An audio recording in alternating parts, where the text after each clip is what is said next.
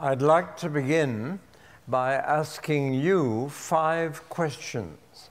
And all you need to do is put your hand up if you're answering yes. How many of you believe the Bible is the Word of God? That's almost unanimous. How many of you believe this is the most important book anyone could ever read? Again, pretty unanimous. How many of you have read it? I didn't say bits of it. I said it, the Bible. Let me see. Not nearly so many hands up. How many of you have read any other book right through? There's something wrong here. Seriously wrong. You just said this was the most important book anybody could ever read, and you've read other books right through, and you haven't read this. Question number 5. Be very careful about putting your hand up on this one, because the Lord will see it. How many of you are going to read it? All of it? Good. If you read 3 chapters every day, and 5 on Sunday, you'll be through it in 12 months from today. There's a little target for you. But I admit it's a very difficult book to read when you first get hold of it. I think the first thing that puts you off is the size of it. How many? 750,000 words. You rarely read a book that big that isn't the Bible. That's an awful lot of words to get into one book. But I've got what was given to me when I was 6 years old and was then the smallest Bible in the world. So small it fits into a little matchbox. And it's leather bound. And it has pictures in it as well. And when I was 6, I could read it with my own eyes. I can't now. But there is a little magnifying glass in the front cover which helps you to read it. But if you'd like to come and see what used to be the smallest Bible in the world, come and have a look at it afterwards. But I've also now got the present smallest Bible in the world. And you won't believe this. There it is, a little piece of microfilm, piece of plastic the size of a large postage stamp, and every word of the Bible is on that. Each dot is a whole chapter.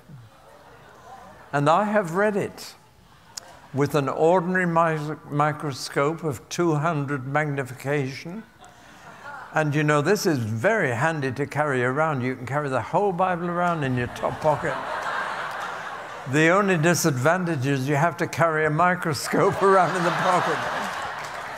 But there they are, the smallest Bibles in the world, but it's a big book, and it takes a lot of time to work through it. But that's not the biggest problem. Even though it's 1,500 pages, with the print like a newspaper in 2 columns. It's not very attractive to read. They've tried to produce Bibles with pictures in for those who just like looking at pictures, but that doesn't help much.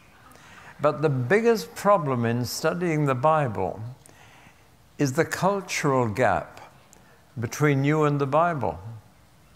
It was written at least 2,000 years ago, and tens of thousands of miles away from here, in a totally different culture. And that creates a problem. We're reading a Bible that is quite different from our daily newspaper. I mean, which of you came here tonight with curiosity, bursting to know what happened to the Amorites? Did anyone come here tonight really wanting to know that? We're just not in touch. It's a different world.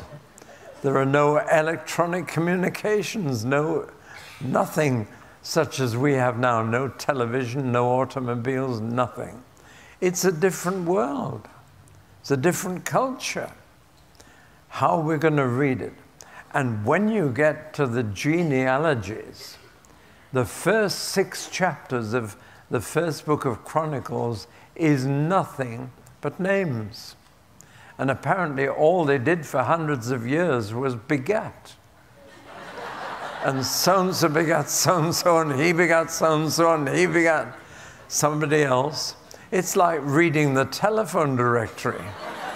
And who enjoys reading that? When we read the Bible right through in our church, it took 82.5 hours. We were quicker than some. Its average read aloud takes 84 hours. And we began Sunday night and finished Thursday breakfast time. But somebody had to read all those names in Chronicles. And it was a tedious business. And that's not the only genealogy in the Bible. So I understand people who find it hard to read and study the Bible. There are problems.